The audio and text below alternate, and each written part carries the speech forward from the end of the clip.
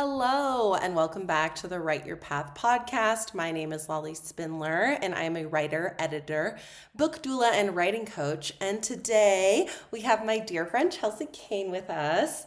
She is a yoga teacher, breathwork facilitator, meditation guru, just all the mindfulness things extraordinaire. So I wanted to have her on to share her story and how she's written her own path and how she has basically pivoted in the past few years to this new, beautiful mindfulness and coaching space. So welcome, Chelsea. Thank you. I'm so excited to be here. So tell us a little bit about yourself. Who are you? Where are you from? And how did you end up here in Mexico City with me? Yeah. So I grew up in the States in Chicago. And after university moved to New York, where I started a career in fashion PR. So really high stress, really high intensity, really high speed, just like full on very Devil Wears Prada vibes. Ooh, we love that. We did love it. It was so much fun and exhausting. Yeah. Like really, really, really, really tiring. I found this program called Remote Year that I know you're very well familiar with, acquainted with, and left the States at the end of 2016, beginning of 2017, started traveling full time. And that was the first moment where I realized that I could have a job that was not my entire identity. I did not need all of my self-worth to be wrapped up in what I did. And so I was consulting. I was still doing PR. It was enjoyable. I liked the work that I was doing, but I didn't feel like that defined me as a person. Whereas when I lived in New York, the first thing that I would tell anyone that I met who was new was what I did. Right? Yeah, that was the most important thing about me. And so it was this huge expansive experience, not only in terms of seeing the entire world, but also in terms of shifting the way that I was relating to work and relating to what I did with my time and how I made money. And at some point after Remote Year, I was still traveling full time and starting to get into personal development through podcasts, through books, and I started meditating then. 10 minutes a day because you're supposed to meditate. It's good for you. Everyone says that this is what people are supposed to do. And so if I am a good person, then I do my 10 minutes every day because I'm supposed to. It was good. I liked it. I wasn't in love with the process at that moment in time. It was a little bit more of like checking it off of the list. But I kept at it. I kept learning. I kept evolving. I started to kind of like figure out how I can incorporate more of these mindfulness techniques into my day, and expanded from there. Beginning of 2020, I landed in Mexico City and the world shut down. Yep, that happened. So all of a sudden I went, okay, cool. I'm home now. I'm here now. And what's next? Yeah. Because I realized after the fact that I went from my job being my entire identity to traveler became my entire identity. And so it's like, okay, who is this version of me? Yeah. Because I have a job that is good. I'm not traveling. I do live internationally, but I'm not traveling full time. And so what else is coming up for me? And as I was living in Mexico, I started practicing yoga. Found some teachers that were really, really just incredibly knowledgeable and the epitome of living in their purpose and living the work that they were teaching, right? And so they felt really congruent on the mat and off the mat. And it was in a way that I hadn't been exposed to before. And so I got really, really into yoga. There was a year that I practiced basically every single day. That was at Atma, right? I was at Atma. Yeah. I had mentioned Atma on the podcast before. Big shout out to Atma. We love you. We love them. Anna is also going to be a guest. So. That was the teacher I practiced with. Yep. Every day for a year. You know, I missed maybe 10. And my gift to myself at the end of a year of daily practice was yoga teacher training. And I feel like, we love. Like many people, I went in being like, this is just for me. I'm never going to teach. I just want to like learn more. Yeah. Like, little did I know. Joke's on me. So I had a job at that point in time with a tech company doing marketing for them. And between the time that I found out about this teacher training program and signed up for it, the company got sold. And so all of a sudden we had a new CEO, a new board, new values in this company. And when I went to ask if I could take the time off, which I was very certain the previous leadership would have allowed me to do, I got met with a no. Oh. Little did they know I'd already signed up and paid, so I was going. You're like, well, sorry. Sorry, not sorry. So I quit my job. I went to yoga teacher training. I did an intensive program that was every single day for 4 weeks in Guatemala with a company called Kula. That was incredible. Just really, really good teachers. When I came back from that, my plan was I did my first meditation retreat with Joe Dispenza. I did my first level of breathwork training, and I did a 10-day silent meditation retreat. And I said, after all of these are done, then I will look for a real job again. But I'm going to go through this first, and then I'll be a grown-up and I'll get a real job. And spoiler alert, I have not gotten a real job again. No, nobody wants that. Not really. Not quite the life that I'm personally going for.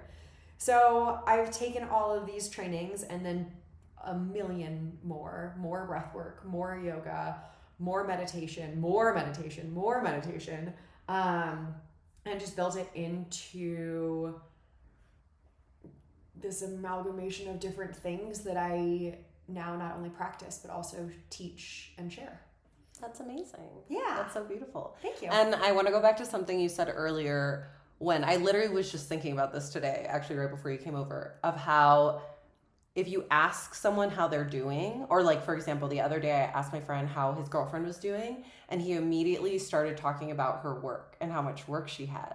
And I was like, that's not how she's doing. Like, that's what she's doing, but like, how is she? And I was like, I mean, I remember having that epiphany years ago of being like, why do we always describe ourselves by what we do and not who we are? And so I made it like an intentional point not to ask people what they did until like later on in the conversation. I'd be like, oh, how do you make money? It's a good question, but it wasn't like reframe. Like, who are you? Like, because what you do isn't necessarily who you are. Like, maybe you're a writer like me and that's what I do, and that is also a very integral part of who I am. But a lot of people will say like a marketer or something. I'm like, no, but that, like, who are you? That is what you spend your time doing and how you make money, but that's not like who you are. So would you say you had that reframe? You said like on remote year, right? When you met all these people and... Yeah, because all of a sudden I'm not a fashion publicist anymore. I don't work for these like really big brands. And so I couldn't define myself as that. Yeah. And I wasn't a New Yorker anymore because I didn't live there. And so I'm like, shit. And then you became a traveler. And then I became a traveler. And so now when people ask you, what do you say? I'm a human being. Like, hello, I am from planet X. I am, period. I haven't nailed the way that I described it yet. Yeah. But I think part of that is nice, right? Because it's not the elevator pitch of here are all of the different facets of me and the things that I do, but instead like, what are we talking about and what's the context and how can I answer to the best of my ability? That made me think of, I made a really conscious effort if somebody asks, how are you? To not answer busy. Because I find that busy tends to be this like badge of honor that people have. Oh, I'm so busy. I have so many things. I have all of this stuff going on. And I'm like, again, to your point, that's not really an emotional state. Yeah. Like, how are you? You aren't busy. That's like an anxiety state. It's kind of an anxiety state. Which then arguably I would be like, so you're anxious. So you're anxious.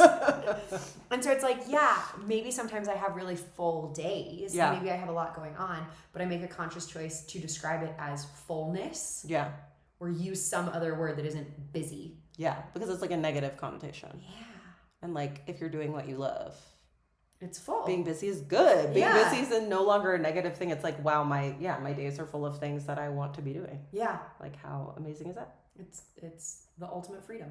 And I did like how, I think somebody asked you the other day when we were out, like, what do you do? Like, how do you make money? And you said something that I really liked. I feel like you described it like I help people manage their stress. Yeah, I call it stress management coaching. Okay, I like that. So helping people understand how to regulate their nervous systems, here's the thing.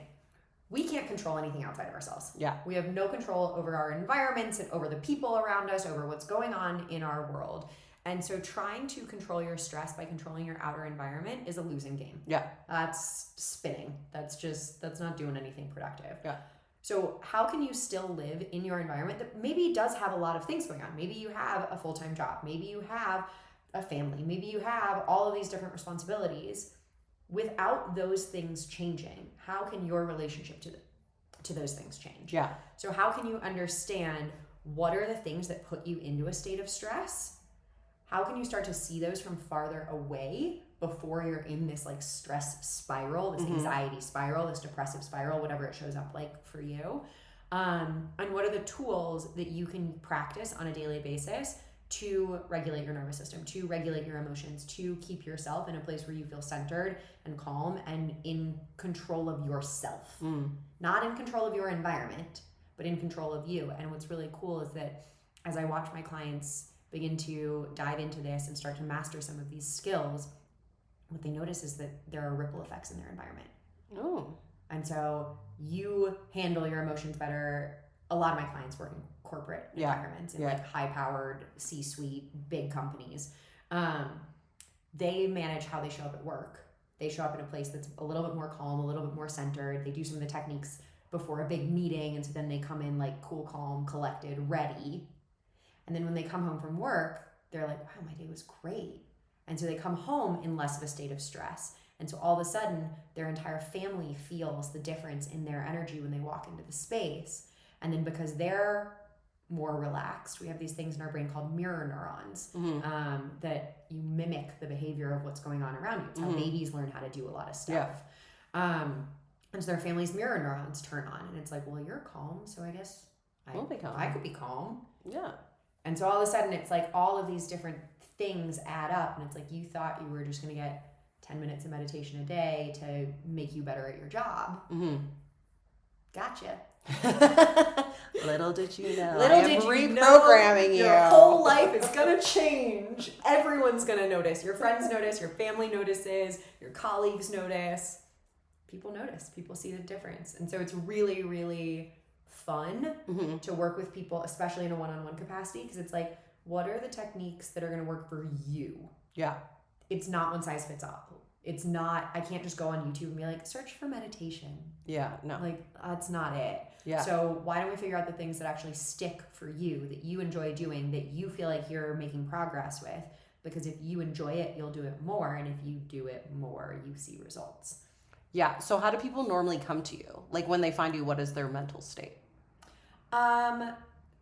Stressed and looking for a solution. Okay. So they've like basically hit like a tipping point where they're like, I can't keep existing in this state or else I will have a heart attack and die in 10 years. Okay. Yep. It's a lot of my clients end up being men in their like 50s, 60s. And so I think it is that tipping point where all of a sudden they're like, I'm technically at the halfway point of my life. Yeah. Am I going up from here? Or am I not? Yeah. And I've hit all of these external markers of success. I have the money, I have the house, I have the wife, I have the kids, I've got everything that should make me happy. But I'm not sleeping. I'm anxious. My digestion's a disaster. My cortisol levels are through the roof. What the heck is wrong with me? Yeah. I love that though. Instead of like the midlife crisis of years past where you just buy a Corvette or a Ferrari, now you get like meditation coaching. Totally. It's so much better. I love that. It's so much better. That's amazing. So what is like when somebody comes to you in that state of mind, where do you start with them? We start with information. Okay. Because I firmly believe that when you understand the why behind an action, you're going to assign more meaning to an action. And when you assign more meaning, you have a greater outcome. So we have to make sure that whoever's showing up understands what the heck is meditation? Yeah. Or what is breath work? Or what is mindfulness? What do all of these words mean? Because since they've gotten so popular in the culture these days, people use a lot of these things interchangeably, and it's taken away some of the like depth and meaning of what these practices are. Like the word yoga. Yoga is like a huge discipline of all different practices, and people think it's doing physical postures, and it's like that's one branch within 8 branches of this thing called yoga. You know, it's so crazy how things are just like diluted for parts. That's one of the things that I actually go through is amazing. 8 limbs of yoga, to talk about how we're moving the physical body as a way to calm the mind. Mm-hmm. And before these ancient yogis were even allowed to get into postures, Yeah. there were all of these steps that they had to do mentally first Yep. to prepare themselves. Yep. And so to help people understand that, like, this is a journey. Yeah. This is not, you're not going to get 4 weeks of meditation classes and then you're healed. Yeah. That's not how it works. Yeah. So how do people respond to that when they realize, I don't know if they come to you thinking that it's going to be one thing and get another thing, but like when they realize that it's like a whole thing and they're like, oh my God, I did not know this is what I signed up for. Usually they're excited. Okay. Yeah. And so what's interesting is I built it out and I was like, this is going to be, 6 private lessons that can teach them all the things. Not true. As soon as people get into working with me on a one-on-one basis, what's so cool is they get really curious and they're like, oh, wait, I have questions about this. I have questions about that. And so all of a sudden, if I was just talking at them, I could get through it in 6 weeks. But now it's one-on-one. So it's a dialogue. So it's how do we relate to this to your life, and how do we integrate practices, and how do we do this, and what about this, and what about this? I have clients stay with me for a year. Wow. And it's awesome. And immediately do they come with you being like, this is going to be like 1 month or 2 months? After the learning that we can't get through this in 6 sessions, yeah. I now don't take clients for less than 4 months. Oh, great. Yeah. Because if you want in and you want transformation, you got to put in the work. Yeah. You got to 100%. put in the time. And what's really cool is that usually we start at like once a week, and by month 2, people are like, can we do twice a week? Ooh. Can we do more? And I'm like, yeah, let's go. Oh, I love Why that. not? Yeah. And so I feel really thankful that everyone I'm working with is like an eager student who's like ready for it. That's amazing. So I don't want the referrals of people who it's like, this person's so stressed and such a pain in the butt. Oh, yeah, no. And like work with them. I'm like, no. I want someone who's like, I need change. Yeah. Because obviously if they're just like, this person needs you, it's like they need to know that they need to know that they need me. Yeah. I'm not here to convince you need me. Yeah. I'm not a salesperson. Yeah, it's like the first step is awareness of the problem. Yeah. And if you don't believe you have any problems, then congratulations. Yeah. That's your That must right. be nice. You are entitled to view your life however you'd like to view your life. Yeah. That must be nice. Just thinking you're Not the problem. oh my God, not the problem. Also, that stress is like a normal state of existence. Ugh. Well, and that's part of the issue, right? Is that Yeah. stress does become normal. It's become so normalized that it's like a lot of people's baseline now, which is really depressing. And our body has the ability to get addicted to Yeah, stress. it's very true. Because if you think about it, stress, different hormones flood our body when we're in a state of stress. We get cortisol, we get adrenaline. And what is an addiction? An addiction is a like unconscious need for something, some substance, something that changes your state that your body craves. It's this craving that you have. And so if you think about if your body's constantly flooded with adrenaline and cortisol, very often when you start to come down from a state of stress, your body will go, oh my God, wait a minute, where are these hormones that have become normal for me? And those people will create problems in their lives to get that spike of stress hormones. Yeah. And so it's like everything could be fine. They're like, oh my God, great. My project at work is done and, blah, blah, blah. XYZ things have all cleared out. And then they come home and they pick a fight with their partner out of nothing for no reason because their body is like, I don't know what to do in this state of calm. This is so unnormal. Yeah. Yeah. It reminds me of something my mom always says. She's like, I hate to relax.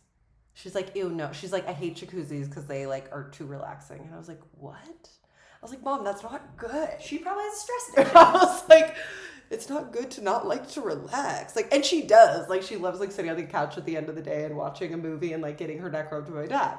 I'm like, Mom, that's relaxation. But she would always just be like, arguably dissociation, but oh yeah, it could be. Yeah. But yeah, and I'd be like, Mom, like that's not great. like relaxing is good for your body. So in this moment, I don't want your mom as a client, but as soon as your mom goes, hey, maybe I should learn how to enjoy a jacuzzi, that's the moment that I want to start Yeah, working it's with true. her. I know, I remember meditating with her one time and she was like, oh, that felt like relaxing. Wait, this was kind of nice. I know, she's like, but I don't normally don't like that. And I was like, well, maybe you like this type of relaxing. Right? See, Yeah. different things work for different people. Yeah. So what are some of like your best client success stories of after they are aware of the problem, they know something needs to change so they don't have like a massive heart attack or just like live the rest of their lives in a stressful state. They come, they work with you for at least 4 months. What are some of like the beautiful things you have seen happen? Oh my God. One of my favorites is super high powered executive, really stressful job, came in because the job was stressful. That was what got him in the door. During the time that we were working together, he had negotiations for like a crazy big deal that he was working on. And previously he had a bit of a temper. And so the people he was negotiating with knew that and knew how to push his buttons and knew that they'd be able to kind of get something different out of him based on smart, right? If you understand that somebody's going to get like real hot-headed, you're going to be like... It sounds like a current president. Yikes. And there are other heads of state that definitely know just to gift him a private plane and live whatever he wants. Not to that degree. Not to that degree by any stretch of the imagination. But all of a sudden we're working together and he's like, okay, so I can start to use some of these breathwork techniques before I go into a meeting. When somebody says something that would be triggering, understanding what his triggers are, right? Understanding like, oh, usually that bugs me because of this. Usually I would respond like this. The fact that you can see your patterns and like back up outside of them enough, amazing progress. So the negotiations of this project that he was working on went way better than he possibly could have imagined. And then on top of it, he took his family, like 6 people, right? Like wife, kids, on an international vacation for 2 weeks. And at the end of it, on the airplane ride back, his kids clapped because they're like, you were so calm. You never yelled for the entirety of our family vacation. Oh my God. And I'm like, I'm happy that your business thing went well. Yeah. You just changed the lives of your kids. Yeah. You just like healed that generational trauma so that you don't pass it down to them. Mm-hmm. Oh my God, that's so amazing. That one, like, I'm like, I love this. Oh, that's so sweet. Yeah. I love that. Yeah. And so I realized I've had a lot of fathers coming to me recently and to see the difference in how they're interacting with their kids. I'm so happy that their businesses are going well. Like, that's great. And especially if that's the driving factor that gets you to me. Yeah. Awesome. Your business will keep going well. But like to see the difference in how they're interacting with their kids, how they're interacting with their partners or their ex-partners and handling those like family relationships. I'm like, this actually is making generational changes. Yeah.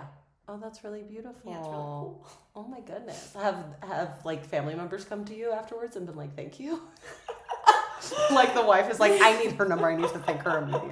I haven't gotten direct thanks. I've gotten indirect thanks. Oh, okay. And I've gotten like, my sister called me the other day to be like, what's wrong with you? What's going on? You're very different. You're showing up differently. What's happening? What is this? Yeah. Oh my God. And he's like, I know it's you. I know that it's the work that we're doing. Yeah. And she's seeing it and she's used to seeing me in a different state. And now she's just confused because, for 60 years I behaved in one way. And now after a few months of us working together, I'm behaving in a different way. And that's just like to say it's never too late to change. Never too late to change. Even if you're 50, 60, you can still... I've worked with people in their 70s. Like, wow. Yeah. That's beautiful. It's like better late than ever. Better late than never. To get to taste what true, kind of mindfulness, but also living in a way that you are choosing to live instead of being in like a reactionary state. Like getting to like taste that once in your life is better than never. Even if it's for the past 10, 20 years, the last 10, 20 years of your life, But like 20 years is still a long time. Yeah. 30 years is still a really long time. And so why the heck not enjoy those times? Yeah. Because it's really interesting that people don't even realize they are living in a reactionary state. Yeah. It's like, so then you really, and it's like, no, you can actually choose. You don't just have to respond to whatever gets thrown in your face. You can actually, like, be mindful about how you go about your life, you know? Understanding that everything is a choice. Yeah. I believe is one of the most empowering things. Yeah. Right? Because you're like, okay, it's not that you made me feel that way. Yeah. It's that you said something and I had a reaction. Yeah. But you could say the exact same thing to two different people and they could react completely differently. Yeah. And that's because it's their lens receiving the words that you're saying. Now, it doesn't give you the ability to go around and just be a dick for the sake of it, right? We don't want to go around saying mean things, but also understanding that I am the person in charge of the feelings. Yeah. I am not just at the whim of every single person in the world who could say something to me and then ruin my day. Why the heck would I give away my power to like some random person? Yeah, exactly. Well, and even in like personal relationships, I remember my past relationship, I was very much like, you made me feel this way. Yes. And then now it's like, if Miguel and I have a disagreement, I'm like, what you did made me feel this way, and this is how I'm feeling right now. Yeah. So let's talk about like that. Like, this is of what I'm feeling, so we can like figure out how like this doesn't happen again. And then we get to the root of the problem. We have a conversation, and I'm like, oh, that's why you said that thing or did that thing. Oh, okay, now we know how to avoid it in the future. And it's all because I said that made me feel this way. Yeah.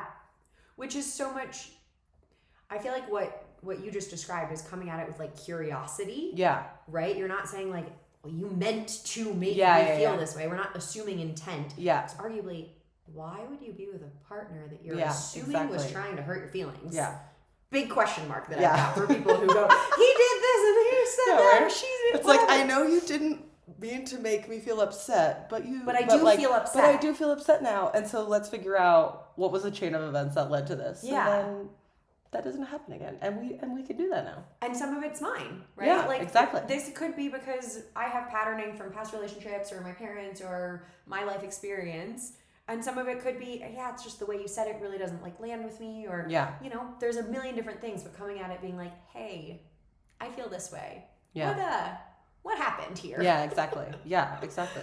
Because it's like, and it was like the most like simple little thing. Totally. It was like, he made a recommendation for a restaurant. We walked there and I was like, I don't know about this. And then he took it like personally, like I didn't like his choices. And I was like, no, babe, I just have gotten sick so many times in Mexico that I'm like, I'm very like particular now. I'm like, if it gives me like a little bit of ick, like I'm not going to take the risk. Better safe than sorry. Exactly. So it was like so like simple and like, but I was like, oh, okay. Like I didn't want to make you feel like I was just being like, no, you picked this. So no, we're not going there. I was like, no, like I'm scared.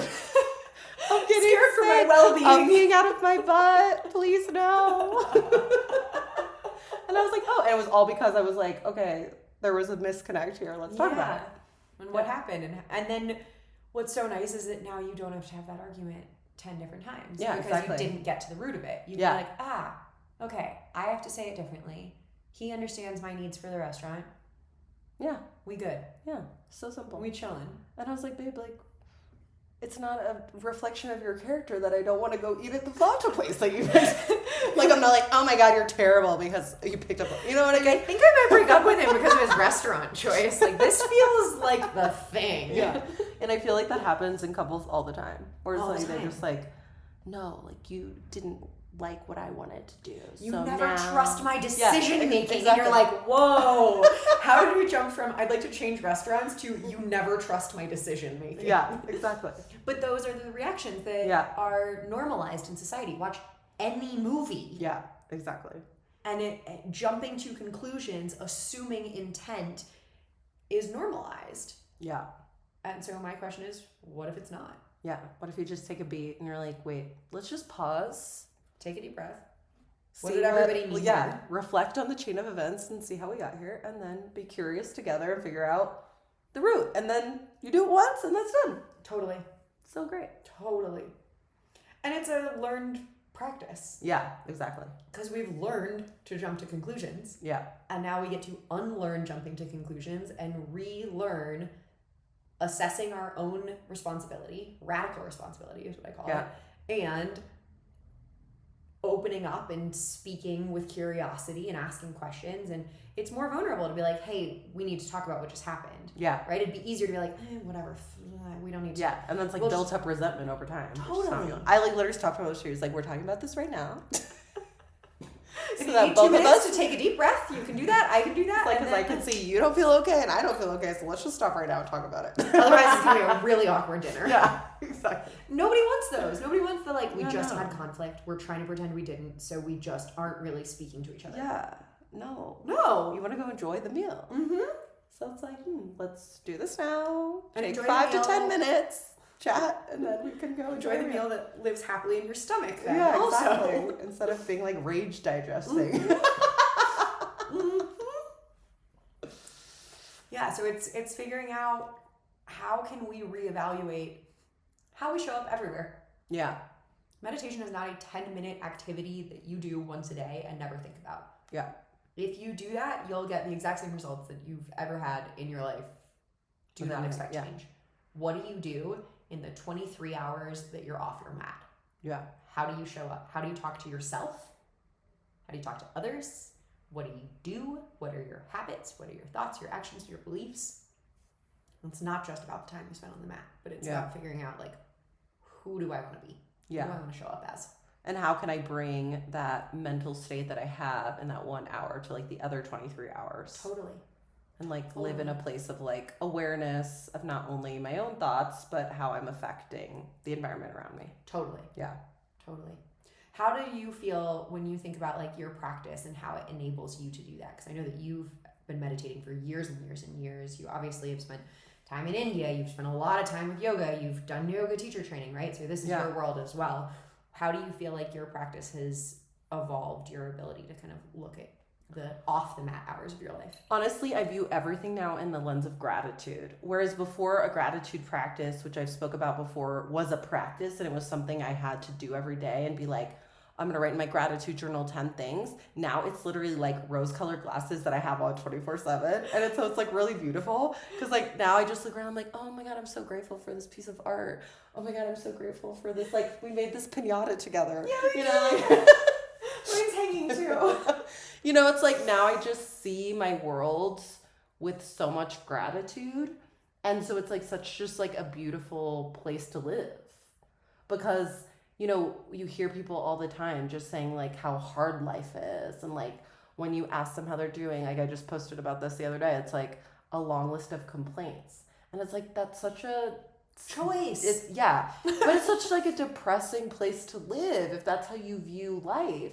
And once you're able to incorporate some of these practices into your life, like you can literally walk around wearing rose-colored glasses and be like, no, actually life is a fucking miracle. Like we are so lucky to even have this chance.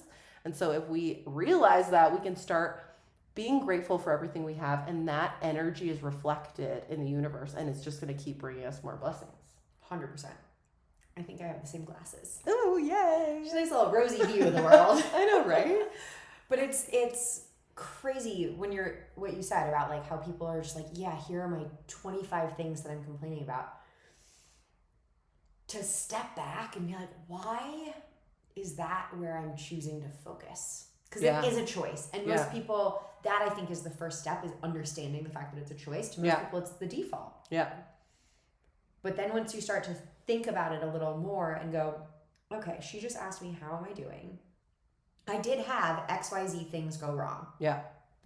Right? I don't live in a perfect world where nothing bad ever happens. Yeah. We're not doing toxic positivity bullshit. That's not what this game is.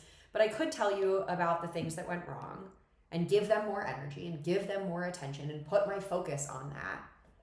Or I could tell you about the things that are going right. Yeah. And you notice how oftentimes whichever one you choose spirals. Yeah. And so if I tell you something that's bad, then you'll tell me something that's bad. Then I'll have another bad story. Then you'll have a bad story. And before you know it, we're like, oh my God, everything's bad, right? Possible. It happens. But I find that the flip side also happens where I'm like, oh my God, this is amazing. And we had this beautiful day where we made pinatas. And you're like, yeah, but do you remember this other beautiful day? And then going forwards, I'm going to do this thing and it's cool. And it's like, all of a sudden you see that spiral going upwards. And now the energy that we've created in this space is uplifting. And we walk out of this conversation going, oh my God, I feel so nice. Yeah. What a great day. What a great friend. What a great opportunity. It just feels better. And I mean, a lot easier. Yeah. And I mean, like, at the end of the day, we are human, and sometimes we do need to talk about shitty things that happen to us. Because I know, especially us, we're both projectors in human design. So, like, we need to talk things through to, like, process them. So, like, sometimes if something happens, and I will, like, ask my friends, did I handle this correctly? Like, am I being a dick? Or, like, you know, like, I need another perspective of somebody, like, to be objective about, like, what just happened to me in, like, a conversation or whatever it was. So it's like, that is normal, but then just like be aware that you are going into that for that time. Like, okay, I'm gonna dedicate like 5-10 minutes with this thing, and then we're gonna move on. Yeah. So that at least like you're able to then harvest that energy and put it somewhere else. Because a lot of people just like you said, it's automatic. They stay in that energy, but like, we're human. You need to talk about something shitty that happened. You talk about it, but you know, like, all right, we're dedicating 5-10 minutes to this, and then we're gonna move on. I just want your perspective. And then we can move on to something else. I think venting is healthy. Yeah. Within a time limit. And I think the most important thing that you said in that is that you're going to your friend saying, I want to talk about this. Did I handle it correctly? Yeah. Is there a way that I'm not seeing it? Is there something I could have done differently? And so even though, I'm complaining because that situation was shitty and it was challenging and whatever, you're still coming at it with a growth mindset of like, how can I show up better in this situation? Which is not the victim mentality. It's not like, oh my God, all these bad things are happening to me. But like, okay, if this just happened and it sucked, could I have done something to make it better? Or next time, can I do something to make it better? Or where are my blind spots in this of like, oh crap, I didn't realize that when I said something that way, it could have been interpreted like this or whatever. But evaluating our own behavior within the context of discussing challenges is the healthiest way to then make sure that we're not repeating that behavior, that pattern, that challenge, that lesson over and over and over again. And it's that baseline curiosity again, like we talked about in, you know, romantic relationships. Like, as long as you look at it through a lens of curiosity and it's like a growth opportunity, because like just looking at my life trajectory, like I love growing and trying new things. And so now, fun. Right? And so now I think like, growth is not a burden. A lot of people are like, oh my God, I have to do this new thing, or oh my God, I got fired, I have to go into another job. No, like that is a blessing. I view growth as like, I want to keep growing. Even today I was on my friend's podcast and he was like, how do you describe yourself? And I was like, one thing we do, especially as entrepreneurs, is we like put ourselves in a box and we think that we have to like operate in the same way and serve the same niche. And like, no, you're also allowed to grow. So I'm like, okay, well, what goes hand in hand with growth is curiosity. So if you keep being curious about yourself, about your relationships, about how you're operating in the world, it's really nice to then have that lens when you are talking in conversation with someone else and be like, okay, like, give me another perspective on this. Like, especially with like your partners and the people who know you the best, they are the best people to ask because they know you the best. And they can be like, oh yeah, I've seen you do this a couple times and you're not even aware of it because it's in your programming. And it's so like habitual for you. You don't even think twice. And they're like, no, I've noticed this. And so if you approach that with like curiosity instead of ego, then like you can be like, thank you for that. And it doesn't mean that's not hard, right? To have your partner be like, yeah, you actually do that. You're like, yeah, exactly. Okay. But now you're cueing this like, okay, I got to be aware of this. I got to think about it. Yeah, and then ask yourself why. Yeah. And then you can start like unearthing the root of it. It's like, okay, why do I do that? Yeah. I will say, I think that maybe the most important or one of the most important through lines with all of my friendships or romantic relationships, growth mindset. Yeah. Like hitting these things with curiosity is so important. And I just find that those are the friendships that I value so much because I can turn to them in the moments where I'm like, I think I messed up. Yeah. What's your perspective on this? Where did I fall? Right? Like, I know how the entire thing turned out and I know that it was a challenge overall, but like, do you see an earlier misstep than I see? Yeah. And then having friends come to me with that same thing of being like, hey, this is challenging. What do you see out of this? It's just fun to me. Yeah, no, I agree. I do like research for a living for people. So it's like, ooh, now the topic is me, so it's way more interesting. Like, I really care about this topic. Yeah, right. Like, it's not real estate investing? Oh, okay, cool. Okay, cool. Yeah. Yeah, I think that's really helpful too. Because then it does like help you step back from that ego and that defensiveness, which is so automatic. And like substituting that defensiveness for curiosity is very enriching in many ways. Totally. It just makes life fun. Yeah, I agree. It's all about perspective, baby. Exactly. Yeah. So if you were to give someone like a few quick tips of like, if they know they're going into a challenging situation, whether it's personal or professional, like what would a few like tips you would give them to like regulate their nervous system or manage their stress if they're starting from like zero? Learn to master your breath. Mm. The breath is one of the like easiest ways to either excite or de-excite your nervous system. So there's definitely moments that you're tired and you need a shot of espresso, but it's too late in the day or whatever. And so there are breathwork techniques that can give you a jolt of energy instead of putting a different substance in your body. Yeah.